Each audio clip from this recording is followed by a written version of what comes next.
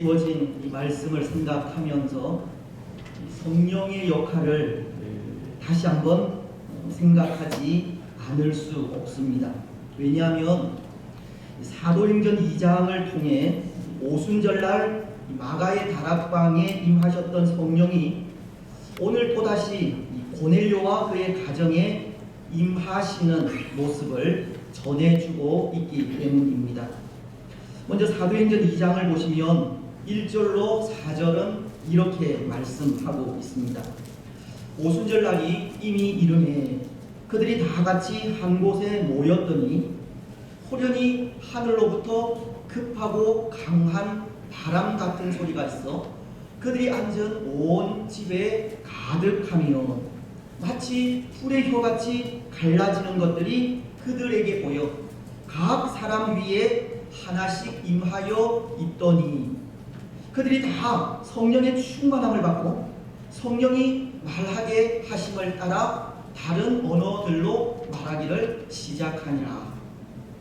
사도행전 2장은 성령께서 급하고 강한 바람 같은 소리로 또 불의 혀같이 갈라지는 모습으로 각 사람 위에 임하였다 전하고 있는데요. 오늘 우리가 읽은 44절은 또 이렇게 말씀하고 있습니다. 베드로가 이 말을 할 때에 성령이 말씀 듣는 모든 사람에게 내려오시니 오순절날 마가의 다락방에 임하셨던 성령이 다시 한번 임하시는 모습을 말씀하고 있는 겁니다. 그런데 오늘 우리는 이 오순절 성령 강림 사건을 단회적인 사건으로 보고 있지 않습니까? 이 말은 이 성령의 임하심이 우리가 그것을 사모할 때마다 그때 임하시는 것이 아니라 오순절 날에 임한 사건 그 한 번의 일로 보고 있다는 것으로 그때 임하신 성령이 예수님을 영접한 사람들에게 임하게 되는 것을 말하는 겁니다. 성령은 오순절날 마가의 다락방에 모인 사람들 가운데 임하셨고 그 이후 그때 임하신 성령이 예수님을 믿는 사람들 가운데 임재하신다는 것이 성령 강림의 단회적인 사건이라는 겁니다. 그래서 이 헤르만 바빙크라고 하는 네덜란드 이 개혁주의 신학자는 오순절 성령 강림 사건은 하나님께서 하신 이 세 번째 큰 사역으로 하나님께서 세상을 창조하신 창조 사역과 예수님이 사람의 몸을 입고 이 땅에 오신 성육신 사건 다음에 큰 사역이요 성육신 다음에 신비라고 하면서 이런 말을 했습니다. 역사에 반복이 없듯이 또 예수님이 사람의 몸을 입고 이 땅에 오신 성육신과 우리의 죄를 대신 지시고 십자가에 달리신 그 십자가 사건이 반복적이지 않듯이 성령의 임함 역시도 반복적일 수 없다. 성령의 임하심은 단회적인 사건이라는 겁니다. 그런데 오늘 말씀은 고넬료와 그의 가정에 또다시 성령이 임하시는 장면을 보게 되는 겁니다.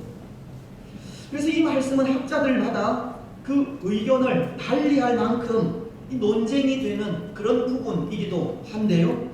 또 어떤 분들은 오순절 성령 강림 사건 이후에 또다시 성령이 부어진 이 사건을 보고 날마다 성령 세례를 받아야 한다는 주장을 하기도 하고 또 어떤 분은 이 고넬료 가정에 임하신 성령의 임재는 오순절 사건의 이 연속적인 부분으로 보아야 한다고 주장하기도 합니다.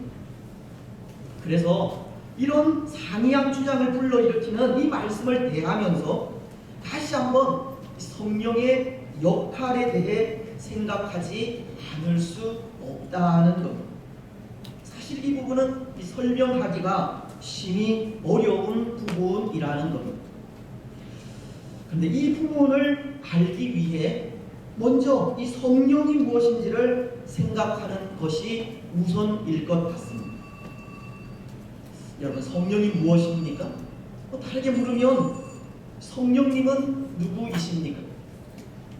성령님은 성부 하나님, 성자 예수님과 삼위를 이루시는 하나님으로 381년 이 콘스탄티노플 공의회에서 정식으로 거론이 되었는데, 니케아 콘스탄티노플 신경이라고 하는 신앙 고백서는 성령에 대해서 이런 고백을 합니다. 또한 주님이시며 생명을 주시는 성령을 믿나이다. 성령께서는 성부와 성자에게서 나오시고 성부와 성자와 더불어 영광과 경배를 받으실 분이며 예언자들을 통하여 말씀하셨나이다. 이것은 쉽게 말씀을 드리면 성부 하나님, 성자 예수님, 보혜사 성령님은 한 분으로 성부 하나님의 계획과 성자 예수님으로부터 나오는 말씀을 성령님을 통해 가르치고 깨닫게 하신다는 것을 전하는 것. 그래서 요한복음은 16장 7절로 8절을 통해 이렇게 말씀하십니다. 그러나 내가 너희에게 실상을 말하노니 내가 떠나가는 것이 너희에게 유익이라. 내가 떠나가지 아니하면 보혜사가 너희에게로 오시지 아니할 것이요, 가면 내가 그를 너희에게 보내리니 그가 와서 죄에 대하여 의에 대하여 심판에 대하여 세상을 책망하시리라. 예수님은 내가 떠나가는 것이 너희에게 유익이라고 하시면서 내가 하나님의 나라로 가야 이 보혜사이신 성령님이 오실 것이라고 하신 겁니다. 여기 보혜사라고 하는 말은 헬라어로 파라클레토스라는 단어인데요, 이 곁에라고 하는 이 파라와 부르다라는 뜻의 클레토스가 합해져서 도움을 베풀도록 곁에 부름을 받은 자라는 뜻의 말입니다. 성령님은 우리 곁에서 우리를 돕기 위해 보냄을 받은 분이라는 겁니다. 그래서 요한복음 16장이 성령님에 대해 그는 우리를 돕는 분이시기에 우리 곁에서 우리의 죄에 대하여 의에 대하여 심판에 대하여 깨닫게 하실 것을 말씀하고 있는 겁니다. 또 요한복음 16장 26절은 이렇게 말씀하십니다. 보혜사 곧 아버지께서 내 이름으로 보내실 성령, 그가 너희에게 모든 것을 가르치고 내가 너희에게 말한 모든 것을 생각나게 하시리라. 성령님은 하나님의 뜻을 알리시고 또 우리에게 하나님께서 말씀하신 그 말씀을 깨닫게 하시는 분임을 말씀하고 있는 겁니다. 그리고 요한복음 16장 13절도 마찬가지입니다. 그러나 진리의 성령이 오시면 그가 너희를 모든 진리 가운데로 인도하시리니 그가 스스로 말하지 않고 오직 들은 것을 말하며 장래일을 너희에게 알리시리라. 성령님은 하나님의 뜻을 알리시고 우리를 진리 가운데로 인도하시는 분임을 말씀하는 겁니다. 결국 성령님은 믿음을 가진 우리를 돕기 위해 우리 가운데 내주하시는 분이심을 말씀하는 겁니다. 오순절날 마가의 다락방에 임하신 성령님은 믿음을 가진 우리를 돕기 위해 임하신 겁니다. 오늘 고넬료에게 임하신 성령님도 고넬료를 돕기 위해 임하시게 된 겁니다. 여러분, 그렇다면 이제 구체적으로 이 성령께서 하시는 그 역할이 무엇인지를 생각하려고 하는데요, 우리 곁에서 우리를 어떻게 돕는지를 생각하려고 한다는 겁니다. 먼저 그 첫 번째, 이 성령님의 사역에는 부르심의 사역이 있습니다. 우리를 부르셔서 하나님의 백성 삼아주시는 분이 성령님이라는 겁니다. 여기 부르신다 하는 것은 이 죄악 가운데 있는 우리를 불러 주신다 하는 뜻으로 우리의 죄를 깨닫게 하신다고 하는 뜻입니다. 요한복음 16장 8절이 그가 와서 죄에 대하여 의에 대하여 심판에 대하여 세상을 책망하시리라 라고 하시듯이 이 죄악 가운데 있는 우리를 불러 우리의 죄를 밝히시고 우리가 죄인임을 고백하게 하는 일이 성령님의 역할이라는 겁니다. 오늘 우리가 죄인임을 깨닫게 되는 것이 성령님께서 하신 일인 겁니다. 그리고 그 죄악된 자리에 머물지 않게 하시고 우리의 죄를 회개하여 하나님 앞에 서게 하시는 분이 성령님이십니다. 그래서 소교리 문답을 보면 이 성령님의 부르심의 사역에 대해서 이 31문을 통해서 효력 있는 부르심이라고 하면서 이렇게 말을 하고 있습니다. 효력 있는 부르심은 하나님의 영이 하시는 일로 우리의 죄와 비참을 깨닫게 하시고 또 우리의 마음을 밝혀 그리스도를 알게 하시며 우리의 의지를 새롭게 하시고 우리를 권하사 능히 복음 중에 답 없이 주시는 예수 그리스도를 믿도록 하시는 것이다. 성령님의 사역은 우리를 부르셔서 죄를 깨닫게 하시고 회개하게 하시며 예수님을 믿도록 하는 역할임을 말씀합니다. 오늘 우리가 죄인임을 고백하면서 예수님을 나의 구주로 영접하게 되는 일이 성령님의 도우심, 즉 성령께서 하시는 일이라는 겁니다. 그렇습니다. 사랑하는 여러분, 성령님은 우리 곁에서 영으로 임재하셔서 우리의 죄를 깨닫게 하시고 그 죄를 회개하게 하시며 그 죄를 위해 이 땅에 오신 예수님을 믿게 하십니다. 성령님은 우리의 죄를 고백하게 하고 그 죄에서 구원하실 예수님을 영접하게 하시는 것. 성령님은 우리를 불러 하나님의 자녀 되게 하신다는 것. 성령님의 사역에는 부르심의 사역이 있다는 것. 이제 두 번째, 성령님의 사역은 하나님의 계획을 깨닫게 하는 역할이 있습니다. 성령 하나님은 성도 하나님의 계획을 알게 해 준다는 것. 무슨 말씀이냐 하면 오늘 고넬료를 부르신 하나님의 계획을 생각해 보십시오. 하나님은 사도 베드로를 통해 고넬료에게 복음의 밝은 빛을 밝히시기를 원하셨는데요. 근데 베드로는 그것을 깨닫지 못하고 몇 번씩이나 거부를 하지 않습니까? 우리가 지난 주일 생각한 말씀은 하나님이 베드로에게 네 발 가진 짐승과 기는 것과 공중에 나는 것을 잡아 먹으라고 하시는 그 말씀으로 베드로에게 이방인들에게 복음을 가지고 나아가야 할 것을 말씀하셨지만 베드로는 그것을 용납하지 않았던 것. 그는 유대인으로서 지금까지 속되고 깨끗하지 못한 음식을 먹지 않았기 때문에 또 앞으로도 먹을 생각이 없기 때문입니다.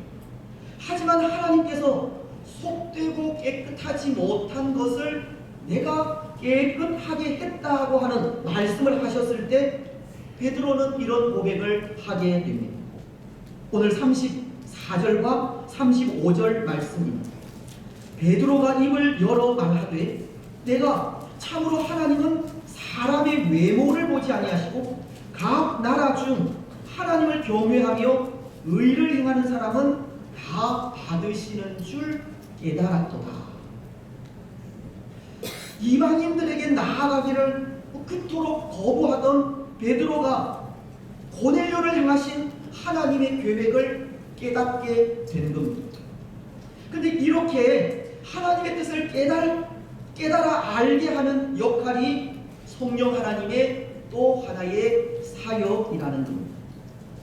성령님은 때로 이 완악한 베드로의 마음을 움직이셨고, 베드로는 유대인으로서 이방인들에게 나아가기가 조심스러웠지만 이방인들에게 복음을 들고 나아가는 일이 하나님의 뜻임을 고백하게 된 것이 성령께서 하신 일이라는 것. 그래서 요한복음 16장 13절이 말씀하신 것이 이런 말씀입니다. 그러나 진리의 성령이 오시면 그가 너희를 모든 진리 가운데로 인도하시리니. 성령이 오시면 성령께서 진리 가운데로 인도하신다는 것이 하나님의 뜻을 깨닫게 하신다는 것을 말하는 겁니다. 베드로가 이방인들에게 나아가는 것이 하나님의 뜻임을 알게 된 것이 성령님께서 하신 일이라는 것을 가르치는 겁니다. 성령님의 역할은 하나님의 계획을 밝혀주는 역할이 있는 것. 오늘 우리도 그렇습니다. 오늘 우리도 성령께서 우리 가운데 임하셔서 우리를 진리 가운데로 인도해 주셨기 때문에 예수님을 알게 되었고 우리를 향하신 하나님의 구원 계획도 깨닫게 된 겁니다. 만약 성령께서 우리를 진리 가운데로 인도하시지 않았다면 우리는 예수님과 아무런 상관이 없는 그런 사람이 되었을 테지만 성령님을 통해서 우리는 구원도 하나님의 약속도 소망도 누리게 된 것입니다. 에베소서가 2장 12절을 통해 말씀하지 않습니까? 그때에 너희는 그리스도 밖에 있었고 이스라엘 나라 밖에 사람이라. 약속의 언약들에 대하여는 외인이요 세상에서는 소망이 없고 하나님도 없는 자이더니. 이전에 우리는 하나님의 약속과는 아무런 상관없던 외인이요 소망이 없던 이방인이었다는 겁니다. 하지만 성령께서 우리를 진리 가운데로 인도해 주셨을 때 우리는 예수님이 나의 구원자이심을 깨닫게 되었고 예수님으로 인해 하나님의 약속을 받아 하나님의 상속자가 되는 은혜를 누리게 된 겁니다. 성령님은 우리를 향하신 하나님의 뜻을 깨닫게 하심으로 예수님을 나의 생명이라고 나의 소망이라고 감히 고백할 수 있게 하신 겁니다. 여러분, 이렇게 예수님이 우리의 소망이요 생명이며 전부임을 깨닫게 하신 분이 바로 성령 하나님이십니다. 오늘 우리에게 하나님의 뜻을 밝혀 알게 하시는 분이 성령님이라는 겁니다. 그래서 오늘 우리는 항상 이 성령 하나님께 우리의 귀를 열어 놓아야 합니다.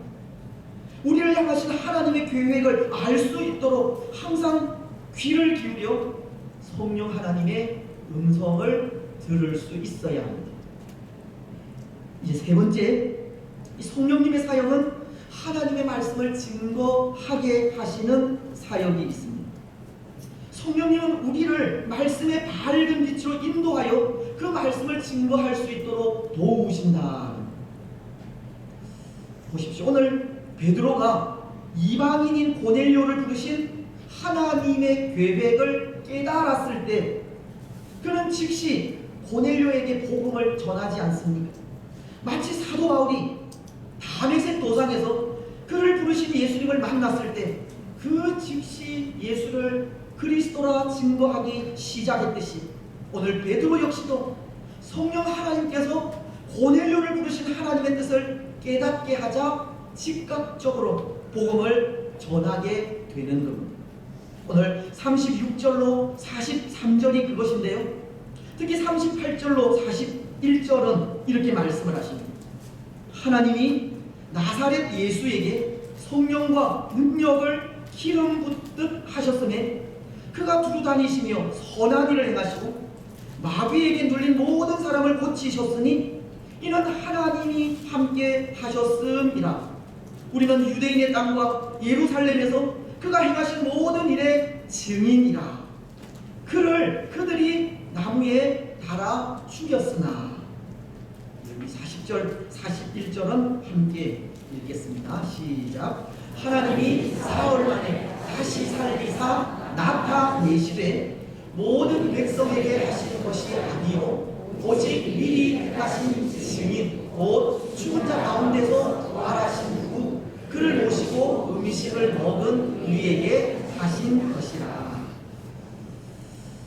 여러분, 베드로는 고넬료에게 하나님의 아들이시고 구원자로서 죽음에서 부활하신 예수님을 전하게 된 것입니다.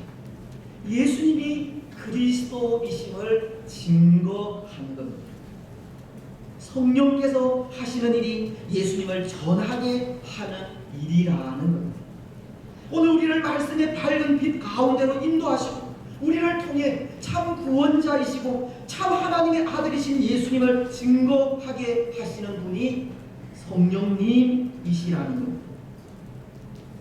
그래서 오늘 이렇게 예수님의 구주 되심을 증거하게 하시는 성령님을 통해 우리가 한 가지 기억해야 할 것이 예수님 이외에 다른 복음을 전하는 자들은 다 거짓된 자들이라는 겁니다.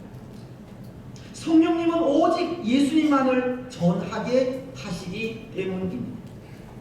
갈라디아서 1장 7절이 다른 복음은 없나니 다만 어떤 사람들이 너희를 교란하여 그리스도의 복음을 변하게 하려 함이라 하시듯이 예수 그리스도 이외에 다른 복음을 전하면 그들은 성령의 인도하심을 받는 참된 주의 사람들이 아니라 성령님은 오직 예수 그리스도만을 증거하게 하시기 때문입니다.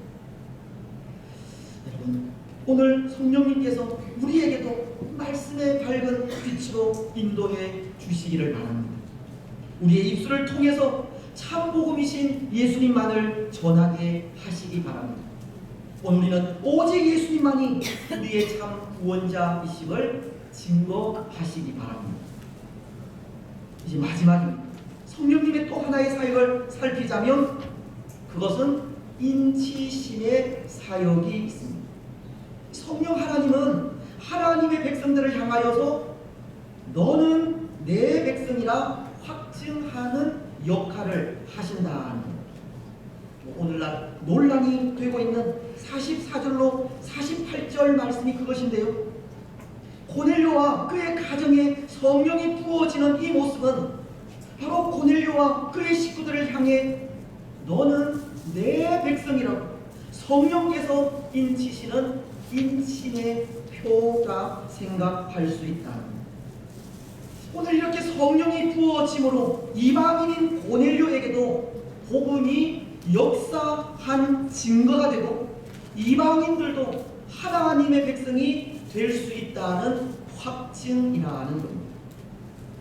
그래서 이후에 이 사도행전 11장을 통해 베드로가 예루살렘에 있는 사도들에게 고넬료에게 내리신 성령 내리신 이 일을 설명할 때 하나님께서 성령을 부으심으로 이방인인 고넬료가 하나님의 백성이 되었다는 것을 증거하게 하는 겁니다. 사도행전 11장 17절은 이렇게 말씀하고 있기 때문에 그런즉 하나님이 우리가 주 예수 그리스도를 믿을 때에 주신 것과 같은 선물을 그들에게도 주셨으니 내가 누구이기에 하나님을 능히 맡겠느냐 하더라. 베드로는 하나님께서 부어주신 성령을 통해 이방인인 고넬료가 하나님의 백성 된 것을 말씀하고 있는 겁니다. 고넬료와 그 가정에 성령이 부어진 것은 그를 하나님의 자녀로 인치는 표라는 겁니다.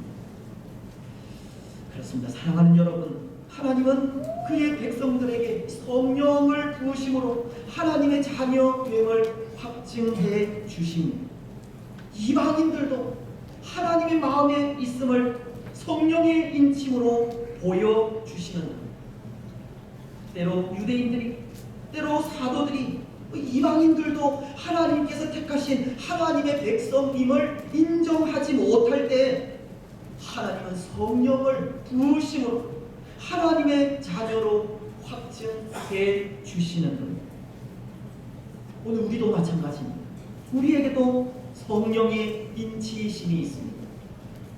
에베소서 1장 13절은 이렇게 말씀하시기 때문입니다.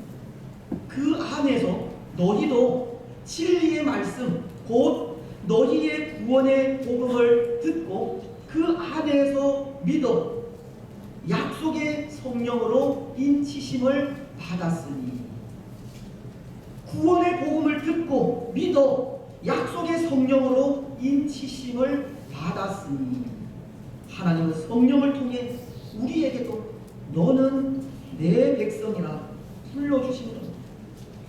성령께서 성령으로 하나님의 자녀됨을 확인시켜 주신 겁니다. 여러분, 오늘 우리는 성령에 의해서 하나님의 자녀로 인치심을 받았습니다. 성령으로 인해서 그 누구도 흔들 수 없는 하나님의 자녀가 되었다는 것.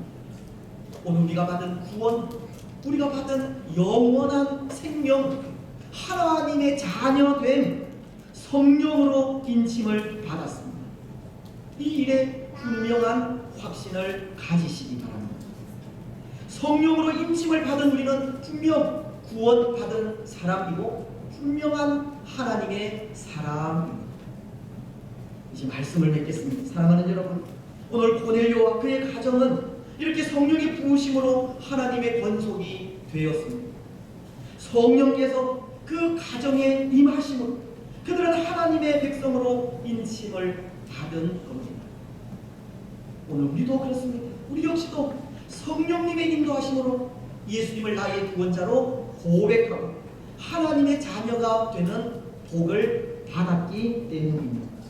오늘 우리는 우리를 향하신 성령의 인치심을 기억하면서 더욱 성령님을 의지하시고 성령님의 음성에 귀 기울이는 삶을 사시기를 바랍니다.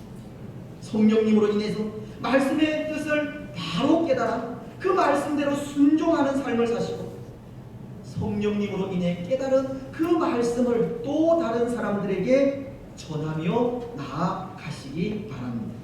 그래서 오늘 우리의 삶이 성령님의 인도하심을 따라 살아가는 성령의 사람들이 되시기를 주님의 이름으로 축복합니다. 185장